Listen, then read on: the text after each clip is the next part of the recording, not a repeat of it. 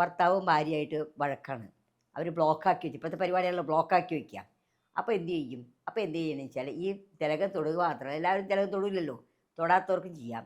അവർക്ക് വശ്യമന്ത്രം ജപിച്ച് ഉപ്പ് വെള്ളത്തിൽ ഗ്ലാസ് ഉപ്പ് വെള്ളം എടുത്തിട്ട് അതിനകത്ത് 3 സ്പൂൺ കല്ലുപ്പിടുക. ഈ കല്ലുപ്പിടുമ്പോഴൊക്കെ പ്രാർത്ഥിച്ചുകൊണ്ട് ഇടുക. പീസ് പേപ്പറിൽ ആ ആളുടെ പേരും, അതായത് ഭർത്താവിൻ്റെ പേരും അല്ലെങ്കിൽ സ്നേഹിക്കുന്ന ആളുടെ അവരുടെ പേരും, വുഡ് ബി ആണ് അവരുടെ പേരും, നമ്മുടെ പേരും എഴുതുക. എഴുതിയ ശേഷം എന്താണോ ആവശ്യം എന്ന് എഴുതുക. ആ ആവശ്യം എഴുതി നന്നായിട്ട് മാനിഫെസ്റ്റ് ചെയ്യുക, നടന്നതായിട്ട് പ്രാർത്ഥിക്കുക.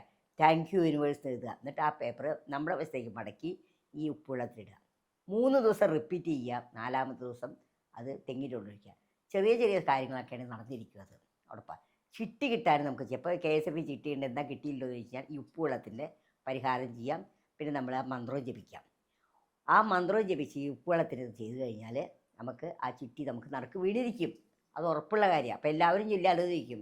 അത് ചെല്ലുന്നതിൻ്റെ നമ്മൾ സത്യത്തോടും പ്രാർത്ഥനയോടുകൂടും ശുദ്ധിയോടുകൂടി നമ്മൾ അർപ്പിച്ച് ചെയ്യണം. എന്ത് കാര്യവും അർപ്പണത്തോടെ ചെയ്താൽ മാത്രമേ അതിന് ഫലമുള്ളൂ.